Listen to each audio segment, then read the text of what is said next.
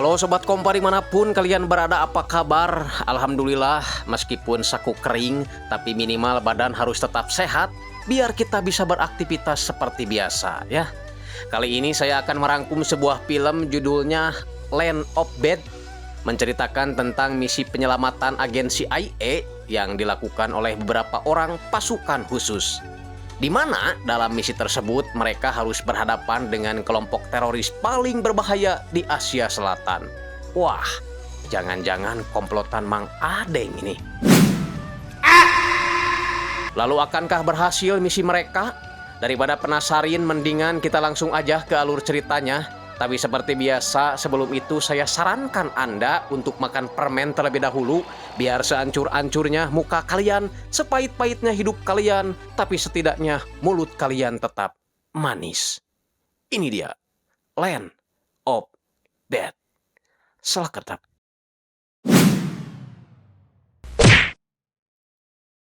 Di awal film kita akan loncat ke negara tetangga, tepatnya di Pangkalan Udara Palawa, Filipina, melihat persiapan tim pasukan khusus Amerika yang akan bersiap menjalankan misinya. Salah satunya adalah Sersan Kinney. Di saat pasukan lain mempersiapkan alat-alat perang, dia malah asik milih-milih makanan yang nanti akan dibawa. Gak boleh terlalu banyak, ditakutkan nantinya malah sering BAB. Kan repot.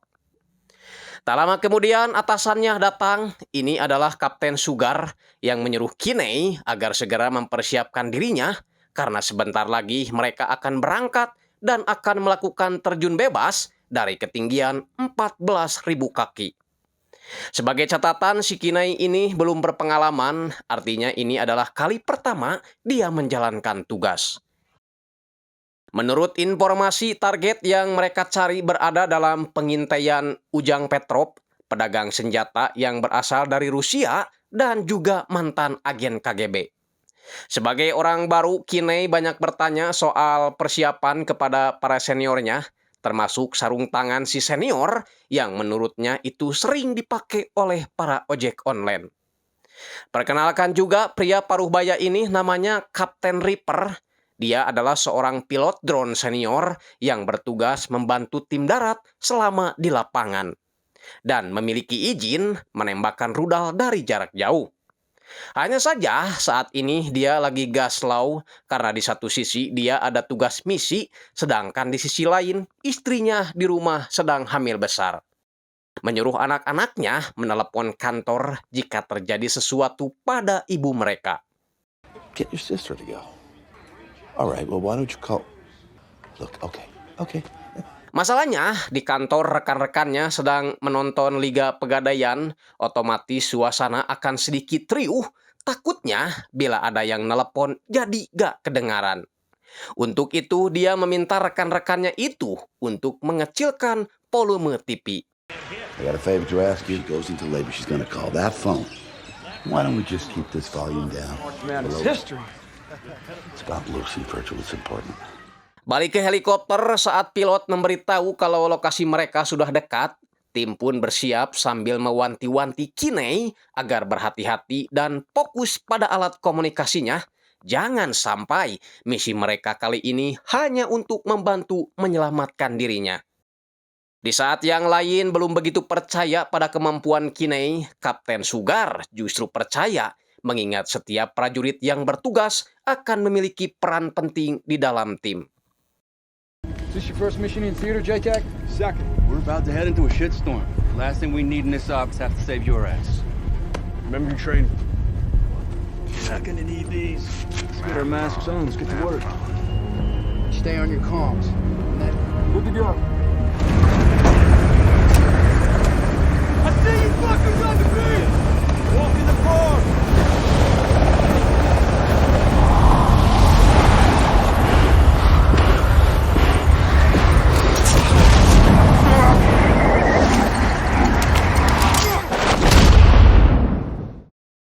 Setibanya di pantai, itu berarti mereka sudah berada 10 km lebih dekat dari lokasi target.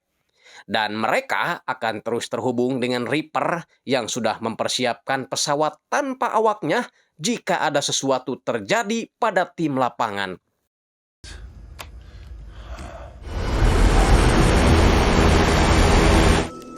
Tim lalu menyisir ke dalam hutan sambil sedikit-sedikit berbincang tentang Kinney yang masih belum berpengalaman dalam operasi yang memungkinkan mereka untuk saling baku tembak. Tapi yang paling penting, Kinney harus menjaga alat komunikasinya dengan baik agar mereka tidak kehilangan komunikasi dengan Reaper. Operators don't go out without Tier 1 personnel. We've got intel on a possible locale. Either way, here we are. Delta doesn't usually go out without their Tier 1 personnel. 3 kilometer menuju lokasi target, salah seorang tim terlihat kecapean sekaligus kesakitan karena lututnya udah leklok akibat operasi sebelumnya. Anggota senior bernama Bishop menasehati Kinney tentang fakta peperangan, yakni apabila mereka tidak membunuh, maka merekalah yang akan terbunuh. Intinya, ketika terjadi perang, maka mereka harus menghilangkan sifat kemanusiaannya jika tidak ingin berakhir jadi pocong. Fucking change. Already All have. your robots and your reapers and cell phones you lose and your bullets and your bombs run out, you know. War comes down to one very simple thing. Just takes one shit day to change your whole perspective. Welcome to the land of bad. Tak lama kemudian mereka seperti mendengar adanya sebuah pergerakan 100 meter dari arah depan. Mereka meminta bantuan Reaper untuk mengeceknya. Sialnya, ketika hendak diperiksa, sistem drone dari pusat tiba-tiba mengalami masalah, sehingga tim harus memeriksanya secara manual. Reaper, I'm hollow. Over. Roger. Damn piece of shit. Playboy, we gotta get this piece of shit back to base. We'll fix this one up. And get it back to your stat. And that's some fucking irony. Hornets on standby, 30 mics out.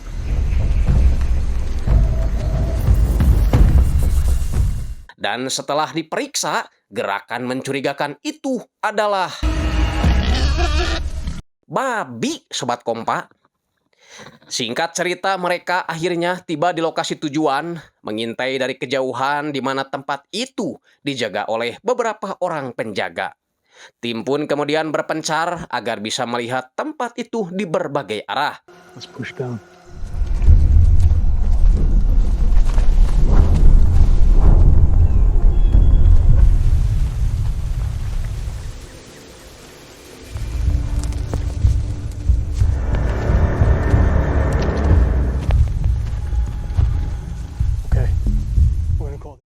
Mereka juga sempat melihat Ujang Petrov ada di sana, yakin kalau target mereka pasti tak jauh dari tempat tersebut. All right, this sure looks like our guy. Yep. That's Petrov, all right. Yes, it's gotta be close. Can you confirm? Sementara itu, Reaper yang masih gusar, selain drone-nya rusak, dia juga sedang menunggu kelahiran anaknya. Ditambah, dia jengkel sekali kepada para rekan-rekannya yang terus aja berisik, sehingga suara telepon itu gak terdengar. Balik lagi ke tim lapangan, kali ini mereka melihat beberapa mobil datang menghampiri tempat si Petrov, dan itu adalah kelompok teroris Abu Sayyaf, kelompok yang mengatasnamakan agama untuk menguasai negara Filipina. Tim mengira kedatangan mereka ke sana adalah untuk bertransaksi senjata. Petrov is on the move. The hell are these guys? Kinda looks like Abu Saif. Yeah, I can't tell. Sure as shit ain't taking this compound till they leave. Who's that? Head of Abu Saif. Sambil menunggu drone-nya diperbaiki, Reaper sengaja bermain gatrik untuk menghilangkan kejenuhannya. Tapi tak berselang lama, asistennya yang bule ini memberitahu bahwa drone-nya sudah kembali aktif. Reaper 1-0 back on station, checking in. November, Victor, 114. Copy grid, Playboy. Roger that. You have target area Open inside. circular compound, one large compound. Tim melihat Hashimi, pimpinan Abu Sayyaf, masuk ke areal tempat si Petrov beserta anak buahnya. Namun bukannya untuk membeli senjata, melainkan melakukan pembantaian. Hashimi and Petrov. Fuck. What the fuck, sugar? What are we doing? We're updated ROE over. Jesus Christ. Melihat kelompok teroris itu menyerang warga sipil, tim pun tak bisa berdiam diri lagi, menyuruh Reaper agar menembakkan roketnya untuk mengalihkan perhatian. Fuck this sugar. I ain't watching this asshole lava. Reaper 101 by Hellfire missile copy. Reaper, you're cleared hot. Say again.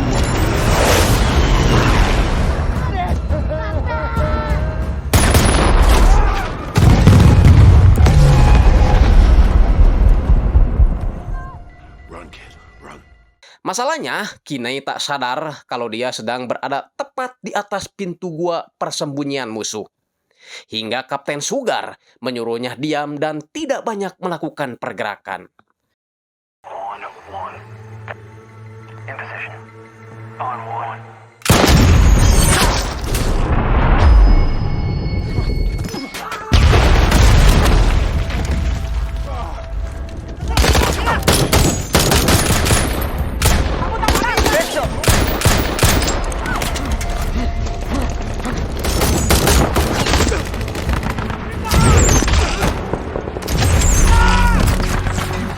Dalam baku tembak itu, salah satu tim bernama Abel harus tertembak musuh. Meskipun sempat memberikan perlawanan, tapi pada akhirnya Abel tewas juga.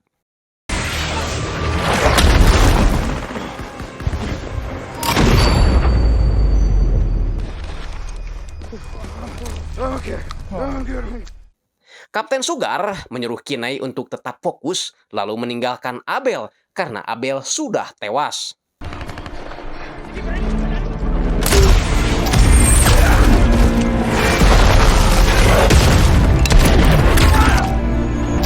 Karena musuh semakin banyak, Kapten Sugar menyuruh Kinney menghubungi Reaper agar dia sekali lagi melepaskan roketnya. Namun sialnya, pasukan musuh terlebih dahulu melepas RPG-nya ke arah Kapten Sugar dan juga Bishop. Hal itu menjadikan Kinney satu-satunya prajurit yang selamat dari misi itu.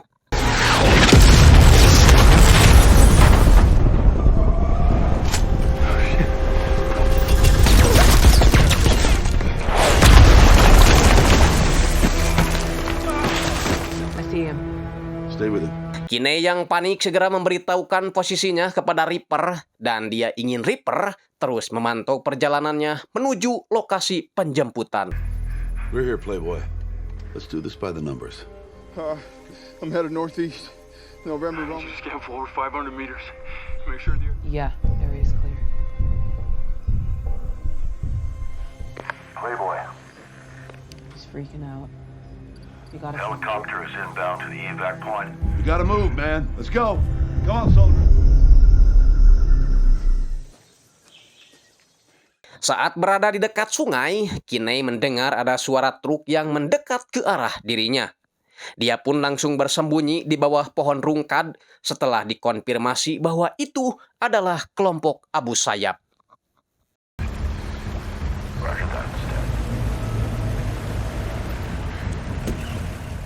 Dari arah berbeda, Kinney melihat ada dua orang musuh menunggangi kuda sambil membawa seekor anjing. Nah, karena anjing sangat sensitif terhadap bau, apalagi bau kos kaki, anjing itu pun sempat menghampiri Kinney. Looks like he's coming towards Lassie. Membuat si tuan anjing curiga, lalu hendak menghampiri si anjing. Entah apa yang Kinney katakan karena tiba-tiba si anjing bersedia tutup mulut lalu pergi begitu saja. Sehingga si tuan anjing pun gak jadi memeriksanya. Setelah orang-orang itu pergi, Kinney kemudian keluar, disuruh Reaper agar segera melanjutkan perjalanannya ke lokasi penjemputan.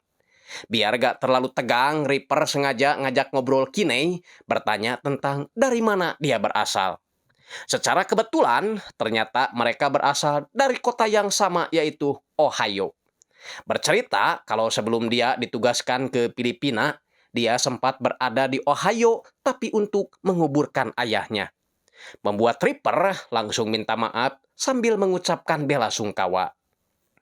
Karena tak mau sedih lagi, Reaper giliran yang cerita tentang pertemuannya dengan istri pertamanya di kota tersebut. Tapi mereka langsung cerai setelah mengetahui istrinya itu adalah seorang dukun santet. Nah, setelah ngebacot sepanjang perjalanan, tak terasa Kinney hampir sampai di lokasi penjemputan. Getting really close now, man. Just keep up the pace. Good work.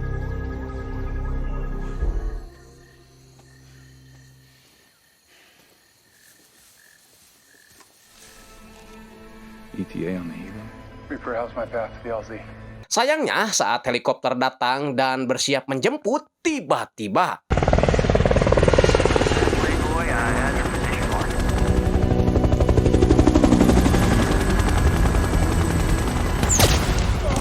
Contact! Negative! Must have hit my plane! Reaper, call Blackbird, I have multiple targets around the LZ. gara-gara serangan itu, helikopter penjemput pun memutuskan untuk kabur karena akan terlalu berbahaya jika mereka melakukan pendaratan. Alhasil, Kinney terpaksa harus perang sendirian melawan pasukan musuh yang semakin banyak.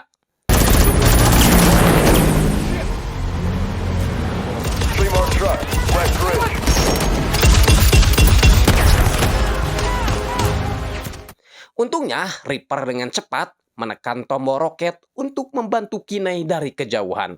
Weapon away.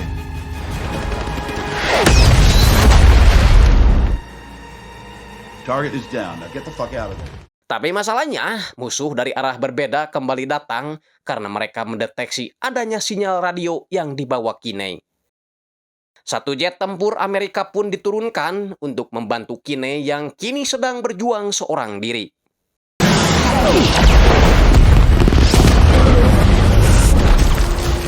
Shit! Still taking fire! Give me some fire on the west, right? You're cleared hot! This one is going to be dangerous. It's fine! Just drop it! You're cleared hot!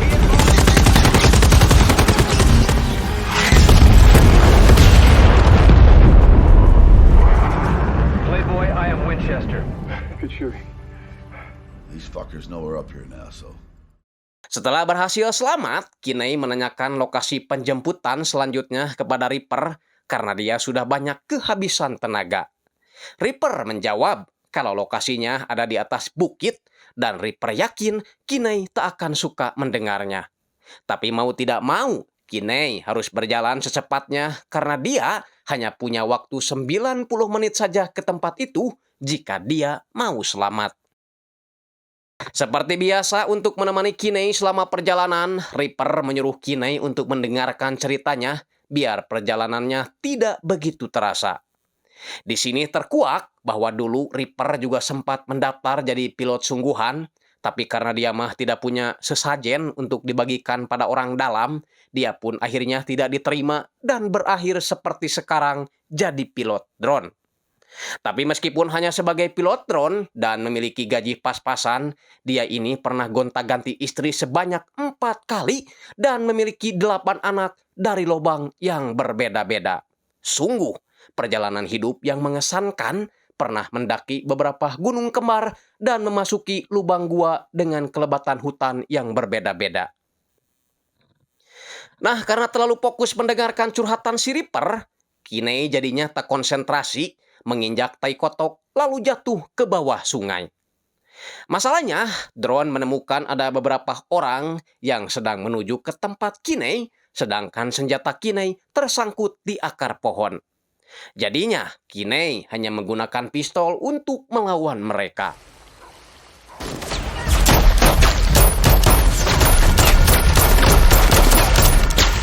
Karena semakin terdesak, Kinney memutuskan untuk pergi dan nekat loncat dari atas tebing.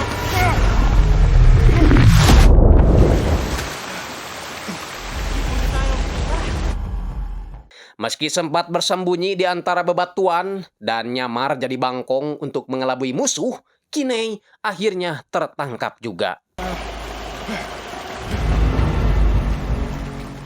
Membuat Reaper beserta asistennya panik, meminta kerja lembur kepada atasannya sampai Kinney berhasil pulang. This mission has got a shit, Colonel. Requesting permission to stay in the chair until we get. I got an op who's been taken. Hey, feeling that? You feeling sharp? Oh yeah. Saat terbangun, Kinney sudah berada di sebuah tempat dalam kondisi tangan sudah diikat disertai siksaan yang datang silih berganti. Di luar tiba-tiba seorang pria datang ke tempat tersebut dan ini yang dia lakukan.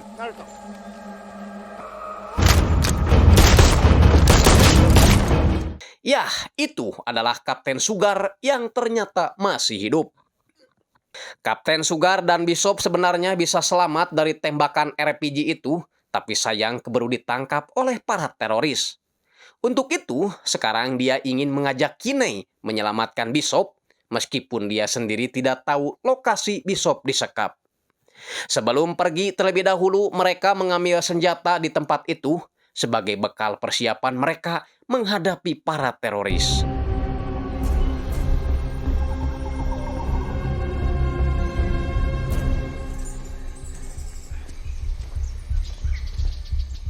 Di tengah perjalanan, Kinney menunjukkan kemampuannya sebagai mantan tukang servis Magicom dengan cara menyulap botol minuman menjadi alat komunikasi yang dipadukan dengan baterai serta bekas turu panci yang dapat menghantarkan sinyal. Kinney memberitahu Reaper bahwa dia serta Kapten Sugar masih selamat dan mereka akan melanjutkan misi menyelamatkan Bishop. Planes on standby. ETA to target area 6. To the asset, one of our team members was captured. We're going in to get him. Give me a bearing. Connect me to CJ Sawdoff.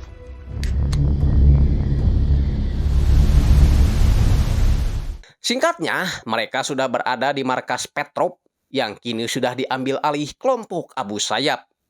Karena mereka yakin Bishop disekap di tempat tersebut.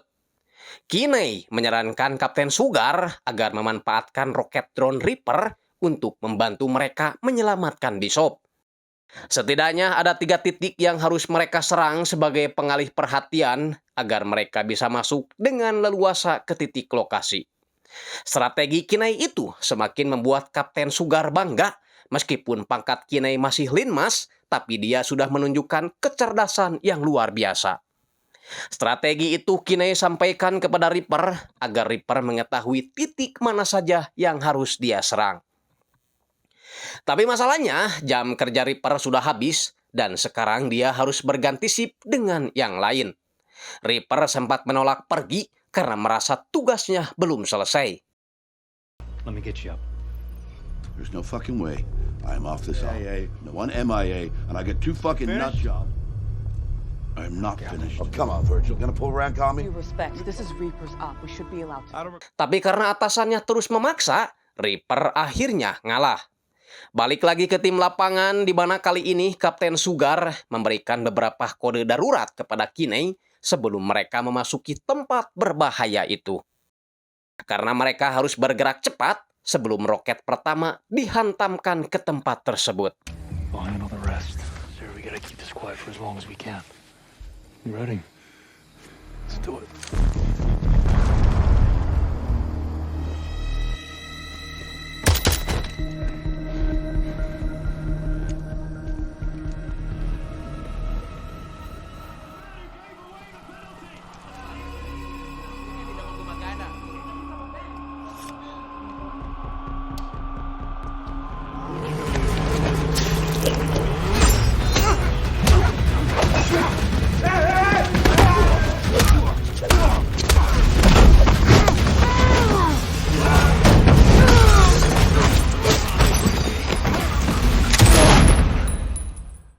Setelah membantai orang yang ada di dalam, mereka kini melakukan baku tembak dengan musuh di luar ruangan.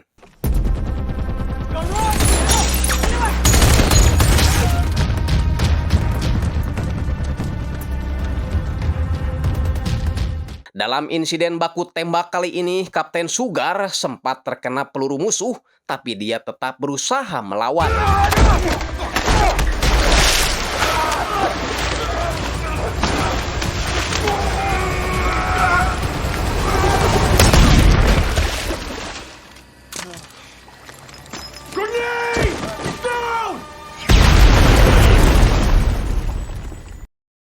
Ya, ternyata setelah ledakan bom tadi, mereka akhirnya tertangkap, lalu dimasukkan ke dalam sebuah sel tepat di samping Bishop. Is your idea of a rescue mission? I got him right on him.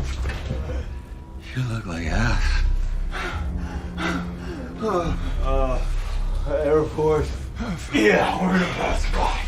Kinney sempat memberitahu seorang penjaga, jika mereka sama-sama tidak segera keluar dari tempat ini, maka mereka semua akan mati terkena hantaman roket. Tapi si penjaga jelas tidak mempercayainya, lalu pergi begitu saja.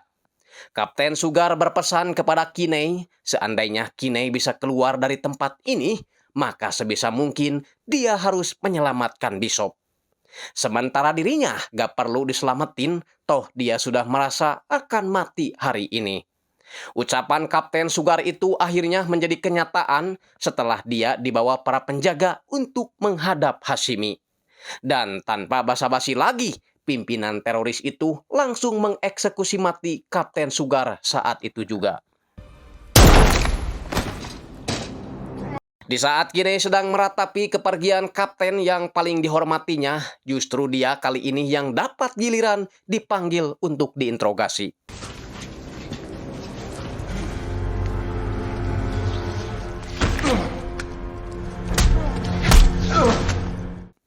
Hashimi bercerita kalau tempat ini dulunya dibangun oleh Jepang saat Jepang menjajah Filipina pada tahun 1941.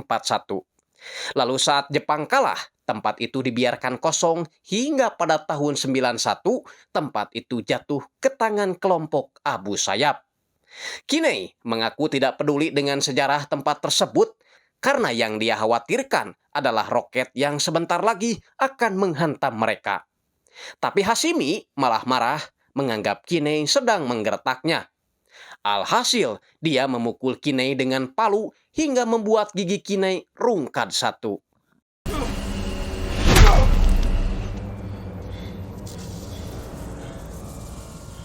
Tak hanya itu, Kinney juga dilelap-lelap ke dalam sebuah bak mandi untuk mengatakan ada berapa orang tentara Amerika yang masih berada di luar jika bom itu akan meledak. Kinney menjawab bahwa mereka hanya tersisa 3 orang dan semuanya telah tertangkap.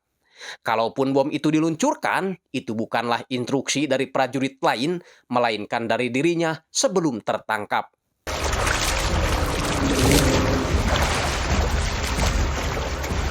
How does this feel? Too weak to do anything about your own death. Dan tibalah saatnya roket itu diluncurkan oleh seorang pilot drone lain sesuai dengan waktu yang Kinney berikan.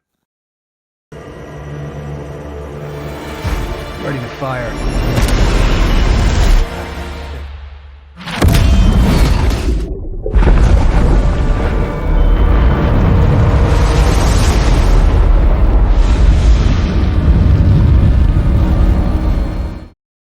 Untungnya, Kinney masih bisa selamat karena sedari tadi dia berada dalam bak air. Segera mencari Bishop, tapi dia malah menemukan agen CIA yang sedari awal menjadi target misi mereka. Holy shit. I'm the cavalry.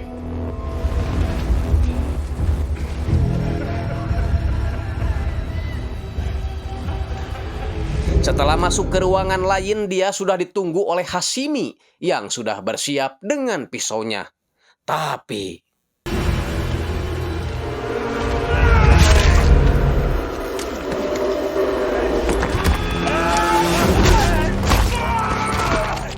Bishop hanya bisa memandang Kinney, tak menyangka kalau orang yang dianggap remeh sejak awal bisa bertahan hidup sampai sejauh ini.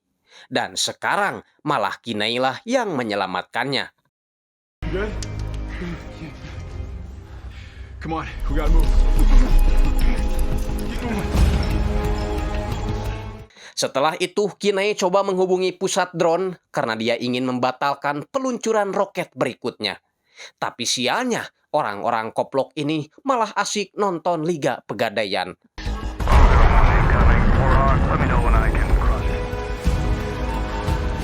Barbecue creek. Plant-based feta. Oh, come on. Untungnya, ada seorang sersan muda yang mengangkat telepon memberikan nomor Reaper kepada Kinney. Reaper sendiri kini sedang sibuk membeli perlengkapan bayi di supermarket sambil berkomunikasi dengan istrinya di rumah. Dia pun sempat mengabaikan telepon dari Kinney karena nomor yang masuk tidak dikenalinya.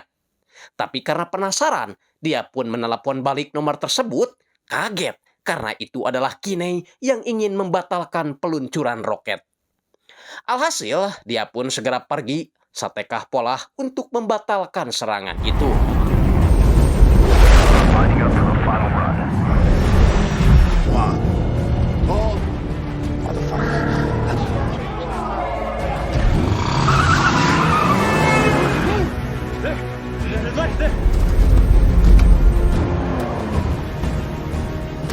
Untungnya Reaper datang tepat waktu sehingga semuanya berhasil selamat. We have visual. 10 seconds.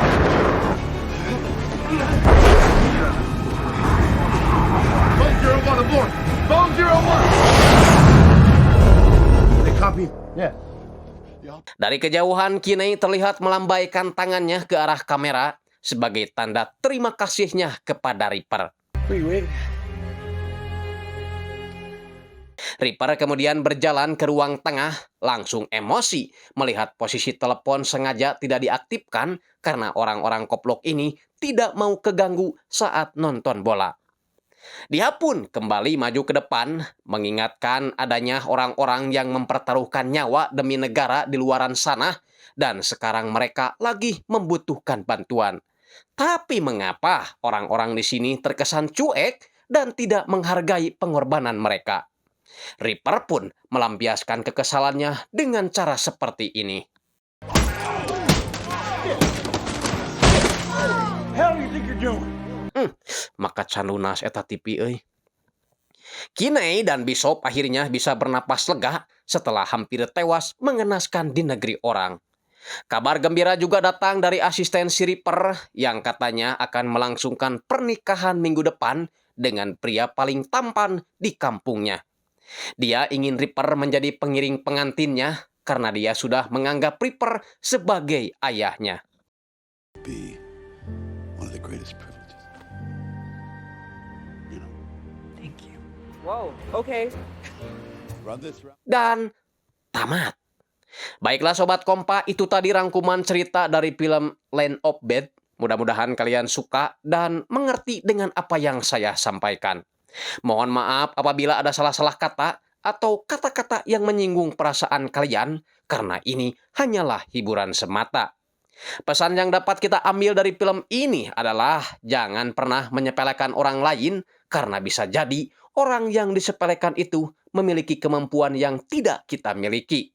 Seperti hanya si Kinney sempat diragukan oleh para seniornya, tapi justru dialah yang menjadi penyelamat bagi mereka.